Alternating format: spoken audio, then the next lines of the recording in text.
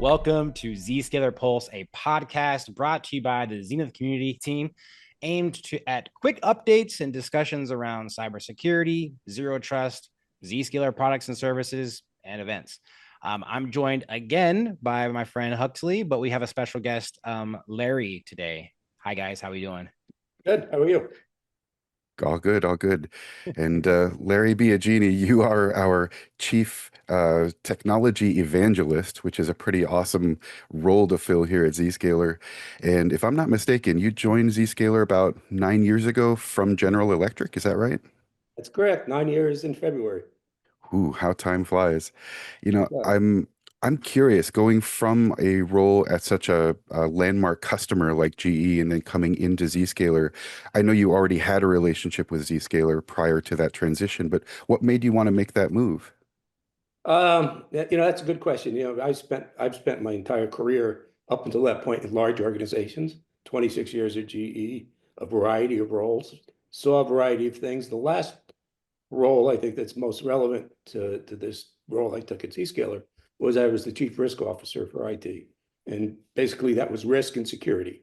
Mm, We focused on security. That's where I did meet Zscaler for the first time because not having a security background, more of a technology background, when I looked at the only way I thought to do security correct was what we now call zero trust, which is basically having a network environment that has your assets on it, but none of your people.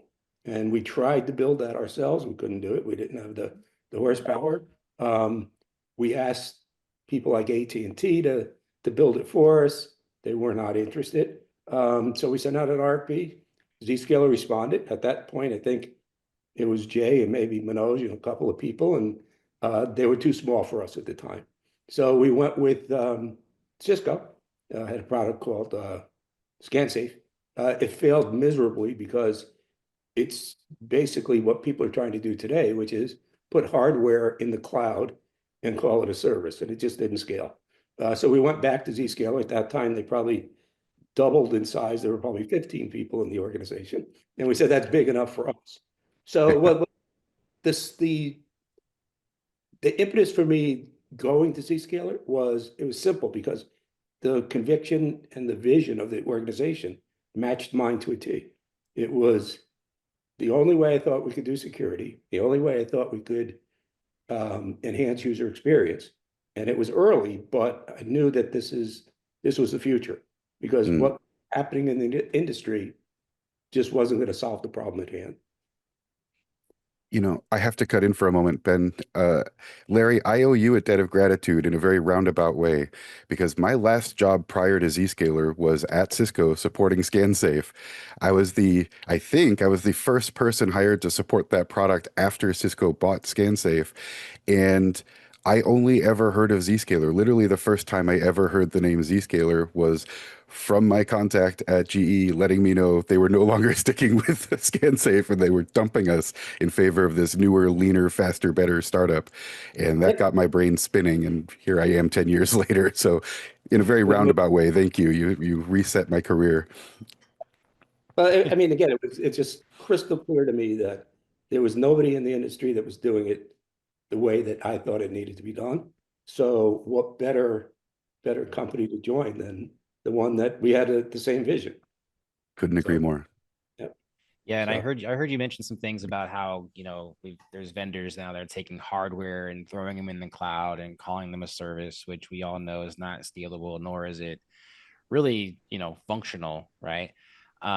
But besides that, right, in the last 9 years, 10 years, heck, I'd probably even say in the last 4 years, right, the cybersecurity landscape has changed drastically, right?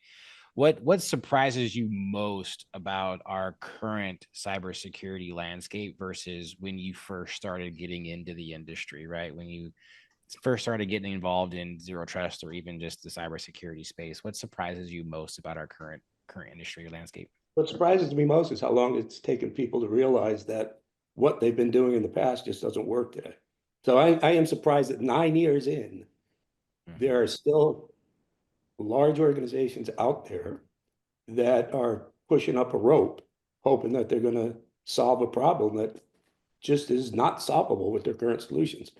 I mean, what's changed is the internet has become the means of doing business.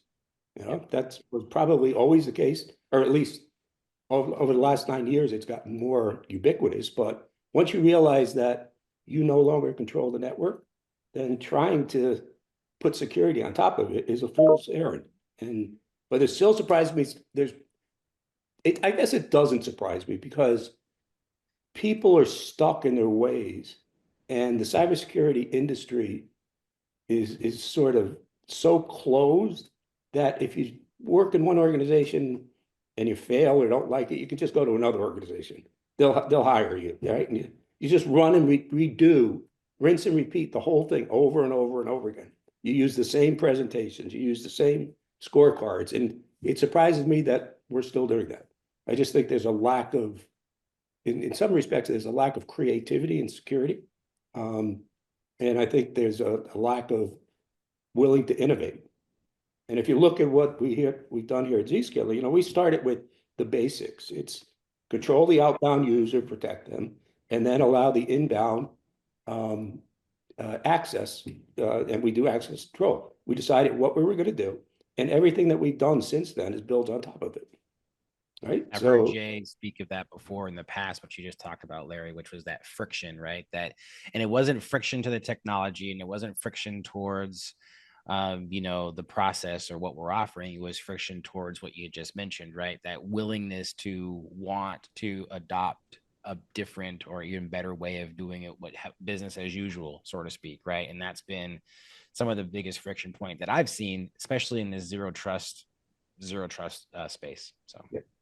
And you know, in the all the interactions I've had with prospects that then became customers, what the tipping point was always you had to find a champion in the organization that had enough of a risk appetite and enough of pull in the organization to make things happen. And I can list the top 10 largest customers that we were able to convert and tell you at the time who the one person it was due to. Someone who was going to take a risk, somebody who knew that they wanted to further their organization's security posture, but was willing to do it in a different manner. And every organization had their internal fights between security, networking, and infrastructure. And either we got somebody on the security side or the infrastructure side or the or even the application side to become a real pusher within the organization. And that's how we win. You know, we can't go feature for feature against, for instance, a firewall vendor. Their firewalls were built, their firewalls, that's great. But we can win when we say, you know what, you don't need that firewall, because then feature for feature doesn't matter anymore. And so that's what I try to do. That's what I do when I speak to prospects, which is think about this logically, not about, you know, the way that you've been brought up or the things that you've done in the past. Was the firewall is good for what a firewall is. And you always have them, but use them to protect your data centers. Don't stick your users behind it. Yeah, absolutely. Are you going to be at Zenith Live, Larry? I will. I'll be there, but I'm not presenting. What I go there is, no, I go to, it's like, I'm like a politician. I just go to shake hands and see either it's known or that I should know, or no. My presentation days at Zenith Live are over. Well, it gives you a chance to interact with people that might otherwise just be names on an email list. So that's certainly got to be worth it to you. Yeah, but I mean, there's a lot of people that go to Zenith Live that are relatively new customers, and it's good to have the open conversation like we're having here. That's what I do. That's my job. To have open conversations like this. It's not to sell anything. I don't get a commission. I don't do anything other than I think you're foolish if you don't adopt a solution like ours. I just don't think you'll be successful. That's going to be the soundbite. Maybe That's Big banner headline right across the website. I love it.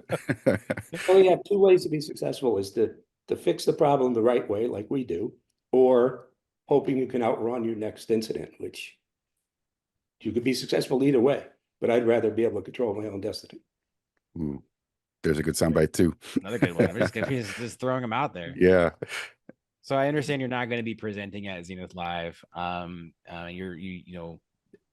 I think you've been around Zscaler long enough, and for new prospects or for people who this is their first time attending, or if they're thinking about attending Zenith Live, what would you say to them as far as, one, why they should go, and two, what would you encourage them to want to get out of Zenith Live? What should they be taking away from probably the coolest cybersecurity event in the industry right now? So the reason to go is to actually meet peers, just like any other large gathering. You're going to meet people who are either in the same boat as you or were in the same boat as you, and the introductions that you make there will allow you to further your thinking and actually what you want to do. That's one piece of it. Second piece is that through the presentations that are done, and I haven't seen the agenda yet, but there'll be mostly, or I would say a fair amount of customer presentations. And you'll realize that you're not alone, and there is a way to get from point A to point B because other people have done it, and you should take advantage of that. What you should take away is that although this is a journey and it could be overwhelming, there's a right way to do it and a wrong way to do it. And you can move at your own pace. But as long as you're moving, that's the best thing. Once you take that first step, and I go back to do the basics, pick the problem you want to solve, because we have a solution for most of it, but they're based on two things: kicking people off the network, but allowing them to access applications. Simple as that, or services, I should say.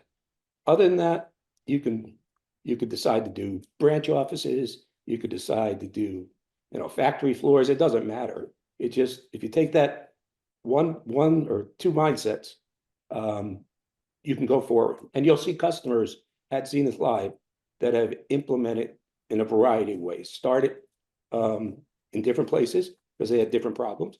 And I guarantee you'll run into somebody who successfully mitigated one of the things that you're trying to mitigate. Yeah, absolutely. Yeah, it's a really powerful opportunity to not just learn about Zscaler products, but to learn how other organizations are making it work for them. Right. I mean, because you'll learn about the Zscaler products, their interaction with the sales team and the interaction with architecture. So you'll learn about the ins and outs of it. What I think is most important for people to realize is that there's not A, one way of doing it, and B, once you take that first step, it sort of snowballs and becomes easier and easier to get benefit out of a solution like this. Mm-hmm. And we heard Adam talk about, the keynotes, and then of course the technical breakout sessions, right? And those technical breakout sessions, those are, I feel like I'm beating the dead horse here, but those are probably like the coolest, to me anyway, the coolest things about the event. Outside of the delicious food that is always at conferences, the technical breakout sessions where you actually get to go, what Larry was talking about, and pick those focus points, right? Because the keynotes are all about the great things that we're doing and the services that are coming out. But then you go into these technical breakout sessions and you meet your peers, and you actually put hands on these touch points where you might want to start your journey with Zscaler. And I think those are probably the most valuable. So if you're planning or thinking about going to Zenith Live, I would definitely say make sure that you look at the technical breakout session schedule. I know Adam said, at least last when he was on the show, that they're still trying to figure out all of the different breakouts. But check out the schedule when it's available and try to attend that. And also for folks, please. But in addition to even meeting your peers, one of the things that you'll find in those breakout sessions is that the presenters in those sessions are more than willing to take the next step and either meet you in your own environment or things like that. I mean, one of the beautiful things about the organization, the way it's put together, is that everybody has the customer or potential customer right in front of them at all times. So there's no, this person's so deep in engineering that they're not going to make a customer call. We always get the right person in front of you. And if you find out that through one of those breakouts that there's somebody you want to follow up with that's running that breakout session, by all means, go up to them and say, look, can I get a follow-up? And I guarantee you, with no question whatsoever, the answer will be yes. When do you want to see it? When do you want to talk about it? So take Yeah. advantage. And not only what you just said, but also it's kind of amazing how many of those breakouts are actually led by the people overseeing the development of the products that are being discussed. It's really remarkable for a customer to get an opportunity to literally interact with the people creating the things that they're using. There's often so many layers of diffusion between the creative side of building a service and the delivery or implementation side. So it's really neat to And break all that down. we learned so much from that as well, too. I Yeah. mean, some of the products that you've seen introduced over the last 4 or 5 years are a direct result of things that we hadn't thought about, or things that we maybe had thought about but didn't realize how ubiquitous they were. I mean, Right. things like, the branch services that we offer, we always knew it was out there, but it became sort of like number one for a certain amount of customers. So the only way we learned that is by talking to either customers or prospects and say, hey, this is bigger than we thought. We ought to take Yeah. expensive time. It's a And that's two-way why, street. yeah, absolutely. Definitely a two-way street. Well, Larry, thank you so much for coming on the Pulse today. We don't want to take up too much of your time. And for everyone that's watching, will be links down here in the bottom of the video, wherever you're watching this from, to get registered for Zenith Live. And of course, on the Zenith community, there is already a space to talk about Zenith Live. So post your questions or post your experiences during or after the event. We would love to hear more about what you took away from Zenith Live yourself. Before we get out of here, anybody have any last parting words? No, I just hope the audience takes advantage of Zenith Live, because it's a great place to be. And I've seen it grow from the first one all the way up to where we are now. And I think you'll learn a lot, and as we will. Great. Well, Well again, said. thank you so much, Larry and Huxley. As always, appreciate you as well. And until next time, we'll see you in the community, and we'll also see you on Zenith Live. Cheers. Looking forward to it. Bye, y'all. Bye.